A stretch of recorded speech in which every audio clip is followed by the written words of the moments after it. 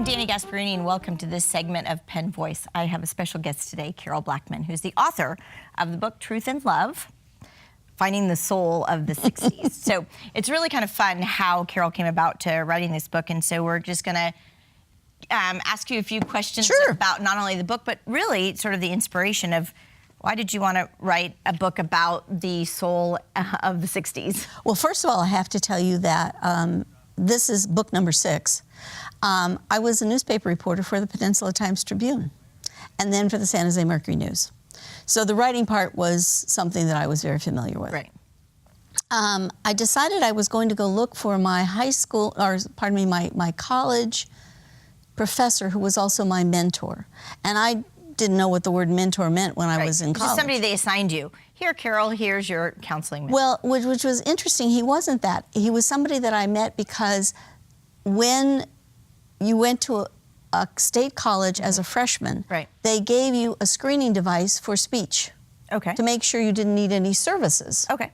So I walked into this classroom to do my speech screening, and I met Gary Hawkins.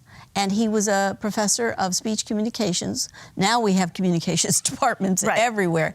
Then we were a very small department of part of San Francisco State. And he gave me the screening device, and he said, "That's fine, you're my last one. What's your major?" And I'm sitting there thinking, I'm a freshman, I don't know. He said, "Have you thought about speech communications?" I thought, no, I don't really know what that means. But anyway, I ended up taking one of his classes, and then I was hooked, and I was with him for the 4 years. And he became my mentor through the process of going to the courses and being part of the department, and it was interesting. So I was on campus because of being a newspaper reporter 20-some years later, and I decided to go look for him. And what happened? Well, I found out that actually he had died in what was so-called boating accident.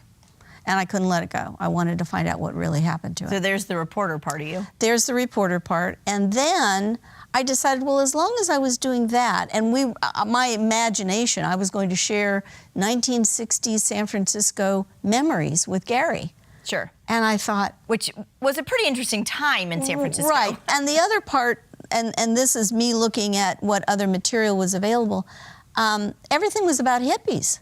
But I knew as a San Francisco native and being raised there and going through that same time frame, there were a lot of other interesting things that were going on. So I did 60 first-person interviews about what was happening and what those people were experiencing. And they were doing all kinds of interesting, crazy things, but not hippies. Right. There are many, many books, picture books, and about hippies and what the life, what was all that about.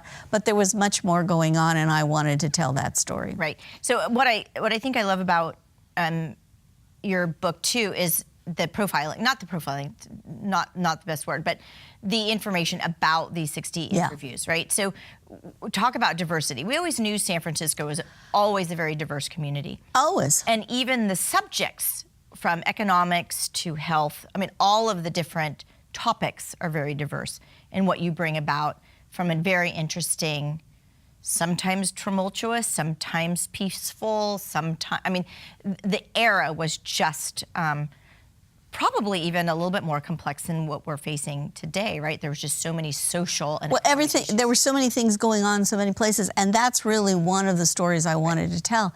But other than that, there were the betcha didn't know stories, and those are the ones that I love. Right.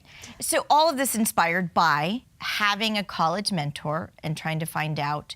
You mentioned that you wanted to find out a little bit more about his boating accident, but mentors then became a part of your adult life. Right. In Friends for You. So tell us a little bit about that transition in the middle of all of your book writing. Well, I actually started with Friends for Youth almost 40 years ago as a volunteer. And I talk about this in the book, too, at the very end. I went to a fundraising dinner, and I listened to all of these people who were going to start a program about mentoring and adding a caring adult to a kid's life who needed some extra support. Right.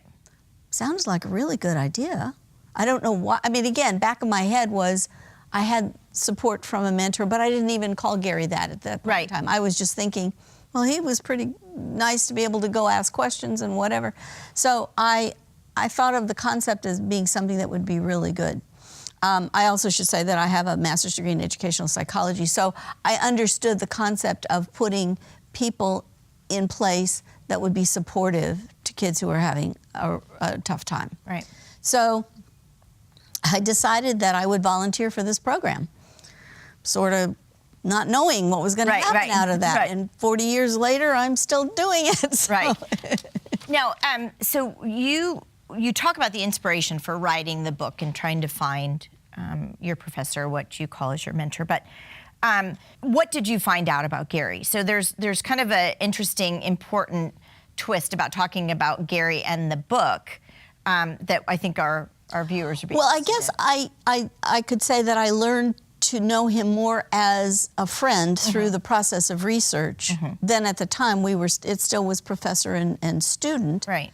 And what I was surprised about was the history that I learned and how it applied. For example, we had a student strike, which this year is the 50th anniversary of the 1968 student strike at San Francisco State. Gary was the president of the American Federation of Teachers at that time. So he was the spokesperson. So I would see him at school during the day, and I would go home and turn on the news, and there he was talking about what was happening. Right.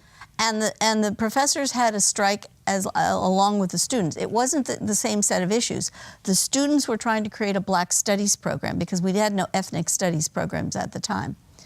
The teachers had a labor issue, and they were covered by the AFL-CIO at the time. So again, one of those bet you didn't know stories. It took the AFL-CIO to settle the strike. So both the teachers and the professors got help through the process from the AFL-CIO. And when I was really researching what had happened to Gary, I wanted to know, again, from some of the other professors that I knew at the time, he was a young guy, he hadn't had that much experience.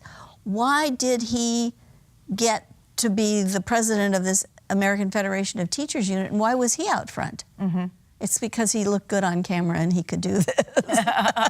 He was the professor of speech and communications. Exactly. And so he knew how to make an argument, make a presentation, and it was a very tumultuous time, and everybody was very nervous. So he was a voice of calm. Right. And I knew him that way from this experience, that he was the voice of calm. Well, you know, it's interesting. I wish that Gary were with us today, because it'd be interesting to have his take on you as a former student, someone that learned from him, wanting just to learn a little bit more about his life, and then come up with this concept for a book to tell all of these stories that happened in a very interesting time for all of us, not only in the Bay Area, but California and the nation. So it's great to read some of these stories and what you talk about in Truth and Love, because it's very relevant to today. And you know, whether it's a conversation about politics in the 60s or politics today, you really can relate one to the other. What's the storyline or the message that you want our viewers to come away with who I think I have to say compassion, because the people that I talked to all had a different set of activities that they were participating in. But there was great compassion. And let me give you the example of the Black Panthers, which some people would say would be the least compassionate group of people they could imagine. Because they were walking around challenging the status quo. They had their guns, they were berets. Very visible. Yeah, very visible.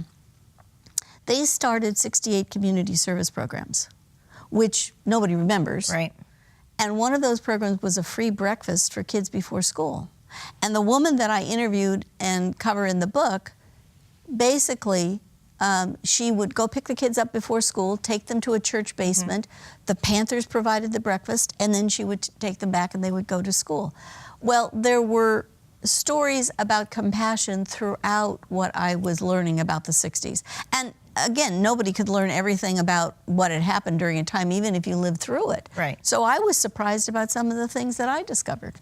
Well, and I think it's a great generational book. So for people who perhaps were not alive in the 60s, it's great to understand some of the complexities and, as you said, these compassionate stories that resulted out of Yes. issues and conversations.